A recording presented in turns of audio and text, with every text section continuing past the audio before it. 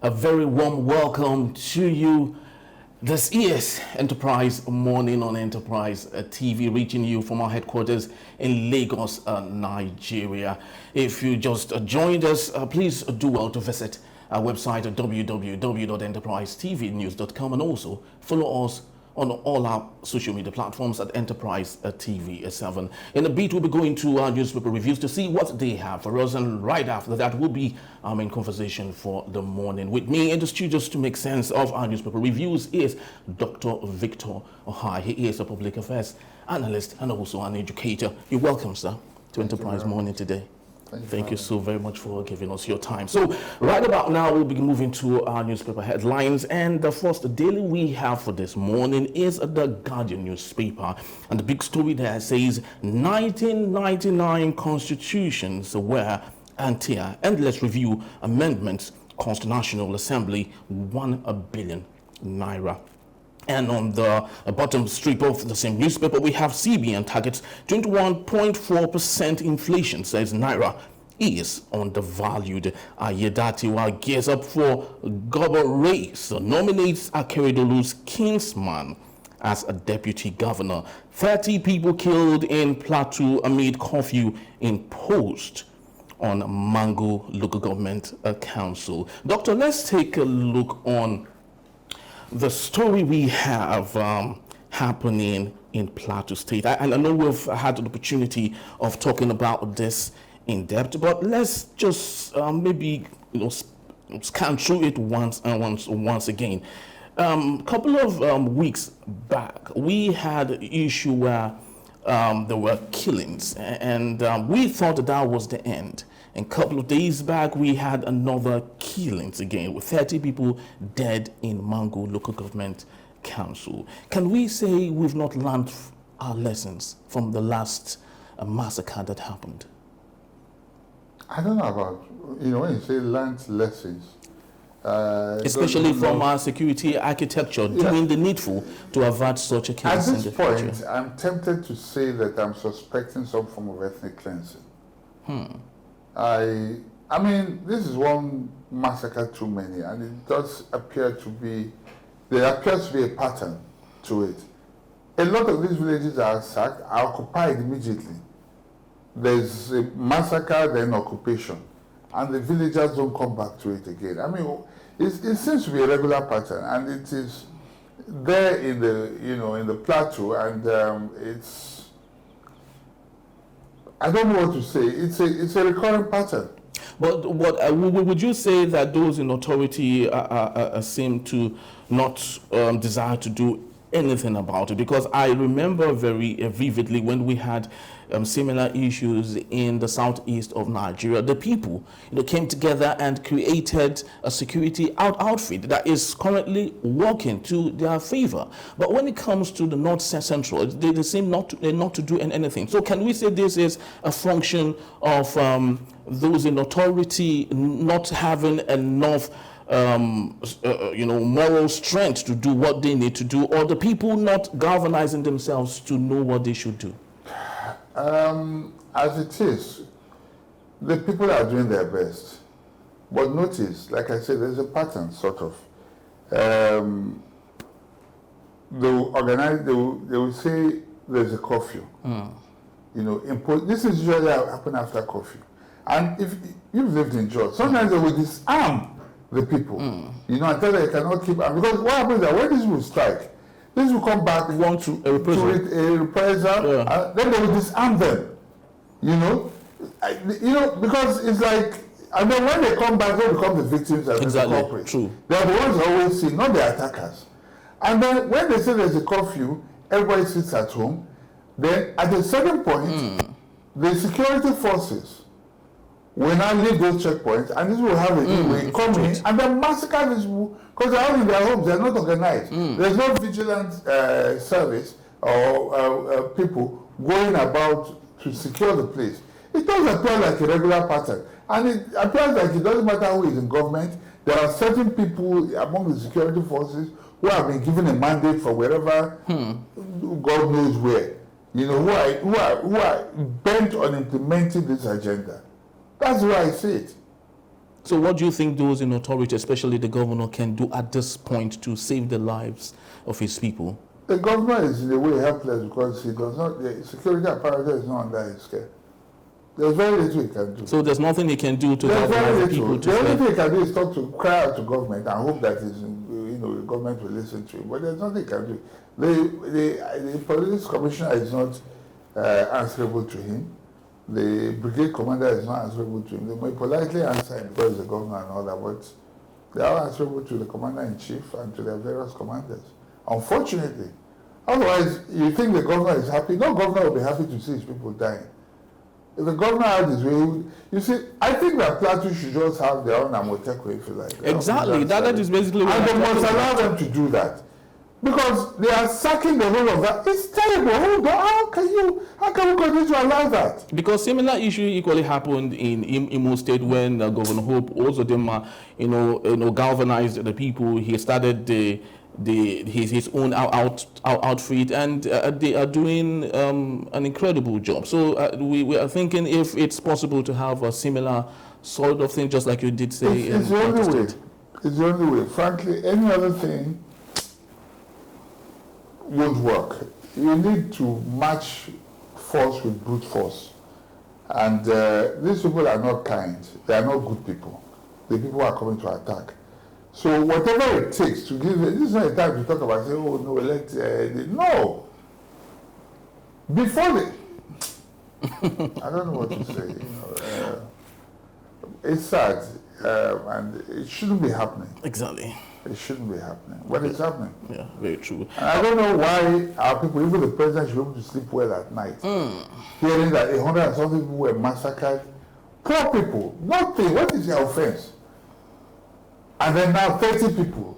How do they sleep at night in Aso Rock and in the various places where they are? They should declare a state of emergency there. And if they see these people coming, annihilate them, wipe them out. There's no negotiation. I don't understand. It's like war. It's like war. How can you allow people just come kill people like that? What is the reason? What has provoked it? It's totally unprovoked. What have the people done? Are they at war with anybody? Did they? I don't know if you get what I'm trying to say. What is the reason for killing them? What is there any reason? What happened? Why suddenly, when people are just sleeping innocently doing their, just people just come wipe out the other or something? I don't think it's serious. And especially women and children. Yes. The next time again you say there is curfew and all that, where are the security men? Why is there no consequence for bad behavior? Why is nobody holding the security men accountable? Who are supposed to be looking after these communities? You declare a curfew, and under your watch, 30 people were massacred again, and nobody is talking, nobody is losing his job. Nobody is being court-martialed. No. All right, so let's talk a bit about Aiyedatiwa's appointing Akeredolu's kinsman as a deputy. Do you think that is a form of appeasing to those he might have issues with? And how can that help him as he goes into the elections coming very soon? With politicians, I really don't know about appeasing. What I do think is he has looked around for a person he can work with. Are you sure that is the intent? You think any governor would think everybody would give him problems? They wouldn't do that. So you mean appointing Akeredolu's kinsman is... I don't know about appeasing because it's not like there was war. The man died. Yeah, but they had issues before he died. Yeah, so if you were to look at that, then there's nothing to appease. If it's a matter of that, they will pick anybody from anywhere else. But he has chosen this person who coincidentally is, as you say, Akeredolu's kinsman. That may have been the choice, but that may have been the reason, but whatever the greater reason would be the fact that he has found somebody who he can work with. And I think that's it. All right. So let's move on to our next daily for today. This coming from the Punch newspaper, and the big story there says Forex scandal. Efcc probed 34 $7 billion of funds, a summons of foreign firms. And on the top strip of the same newspaper, we have PDP Labour Party ask questions on Tinubu's France private visit. And also we have FIRS project 19 trillion naira revenue in 2024, while CBN fund relocation presidency orders tackle Ndume. And on the bottom strip of the same newspaper, we have 4 billion naira theft. Efcc lines up 15 witnesses against Obiano. Doctor, let's talk a bit about the relocation saga that's been headline news for a while now. The Northern Senators Forum are saying that this is a no-no, that if we continue to have this back and forth, it's possible that another president who comes in, possibly from the north, would have a real location of the agency if it finally comes to Lagos. So what they're basically saying, this back and forth is not helping the economy. So do you think it makes any sense that Asiwaju Bola Tinubu is changing the borderline that has been created by the last administration? First of all, it's not like last administration. Let's look at, first of all, the history of Abuja. What was the reasoning behind Abuja? It was, I think, Murtala Mohammed that, initiated it, and then the final relocation was under Babangida. And in the choice of location, they looked at a neutral place that is in the heart of Nigeria, the very center, which means it is not north, it is not south, it is not east, it is not west. So it's not in any region? It is in the center. That was the choice. Okay. That was the reason. Now the Northerners have seen Abuja as if it is their own. It is not. It does not belong to them. It's a no man's land. Of course, we must recognize the people who were there originally, the Baggies. The Baggies, yeah. Let's, with due respect to them. But Abuja is central. It does not belong to anybody. So it's not north or this. It should not be considered so. Secondly, economists for a reason have talked about location and localization of industries. You locate an industry where it will have advantage, in terms of raw materials and things like that. Is there any, look at Ports Authority, for instance. You go and put the headquarters in Lagos, in Abuja or in Zamfara. Does it make sense? Where is the port there? But in 2000, Okay, sorry, so what was? Yeah, I wanted to say in 2023, should that be a determinant? Because you talked about location. Dangote Refinery is sited in Lagos. We cannot say that Lagos is where the raw materials come from. So what sense actually does it make? He is getting it from somewhere else. It's easy to answer. That's not a problem. Niger has a refinery. You know that? Yes. Okay. So, and Dangote's refinery, because it's located by you can call it a port, by the river, by the ocean. Okay. Okay. So, and you have a refinery in Kaduna. For me, I thought that was silly, but it's okay. So you can refine and easily for the region north. Yes. So that's okay. The same way you have it, that's how you have Dangote, which means there are pipelines all over the country. That's understandable. Okay, so which means... Wait, just a minute. No, let me finish. Okay. Pipelines all over the country. And for export purposes, it makes sense. There is already a refinery in Port Harcourt and all that. And Lagos is also oil producing, for your information. Are you aware? But not to the volume of... I don't know about volume. Delta and the... No, but how much volume does it need? How much volume does it need? It's possible one from Lagos alone can supply it. Yes, it does. It is. So I'm not quarreling with that. That's a private businessman's choice.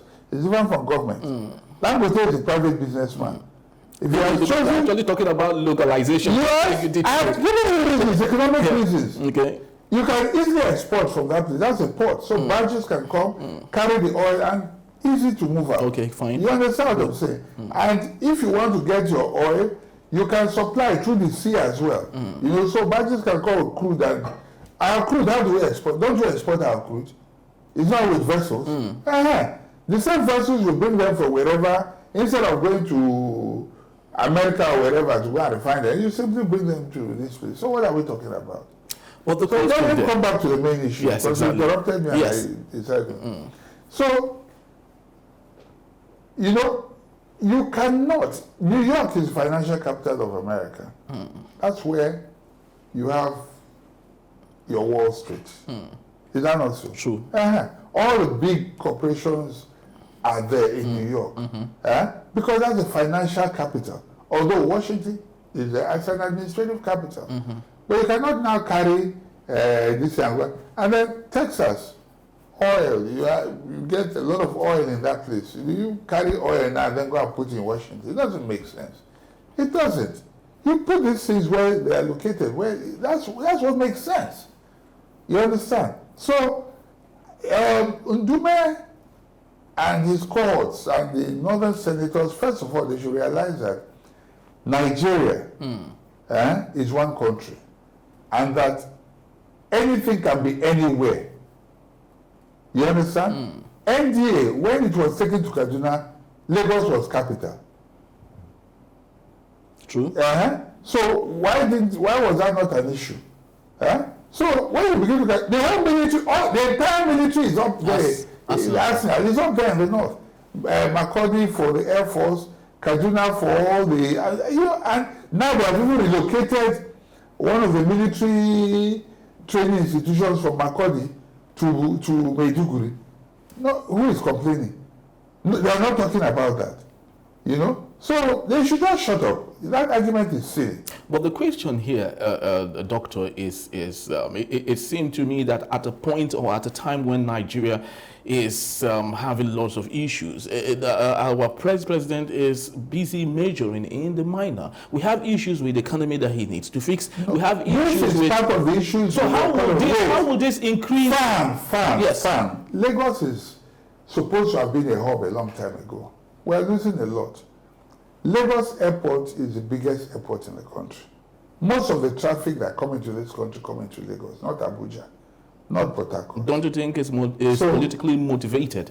What do you mean by politically motivated? What is politically motivated? Because the same thing, the same volume of flight traffic we have in Lagos can be anywhere else, can be in Enugu, can be in Abuja, can be wherever. No, I can tell you why not.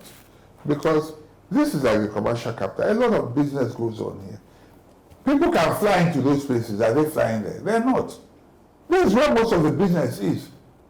Do you understand what I'm saying? So it makes sense for Federal Civil Aviation Authority to be here, to coordinate these things. That's the way it is. If you want the minister to stay over there, you can stay in Abuja and be talking to the president. But the operational capital is here.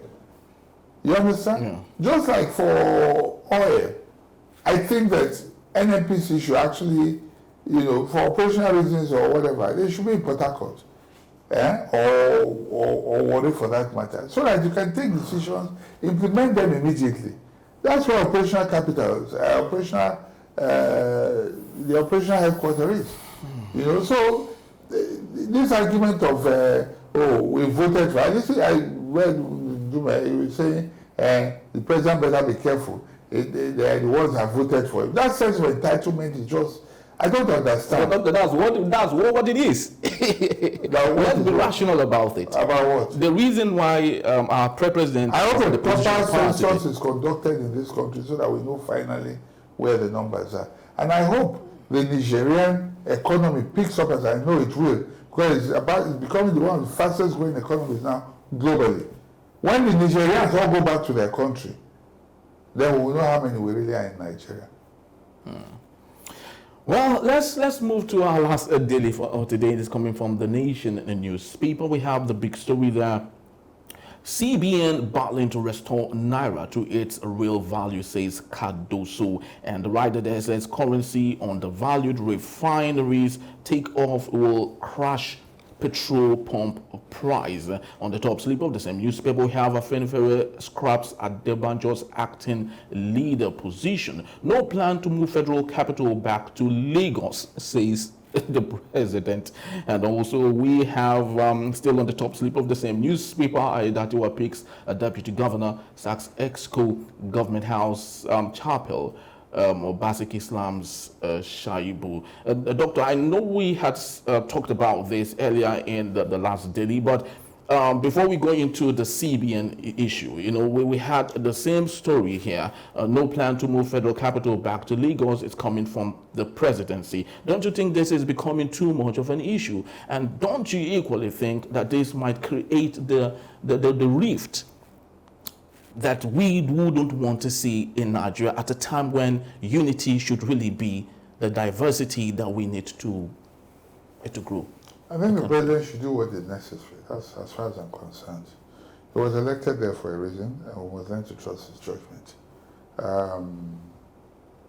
The northern senators and all those who are talking, like I said, should just shut up.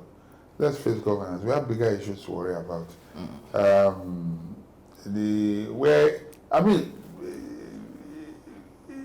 Locating this into this place, what value does it really add? You carry everybody you put there in Abuja, what value does it add? We want things to happen where it is happening.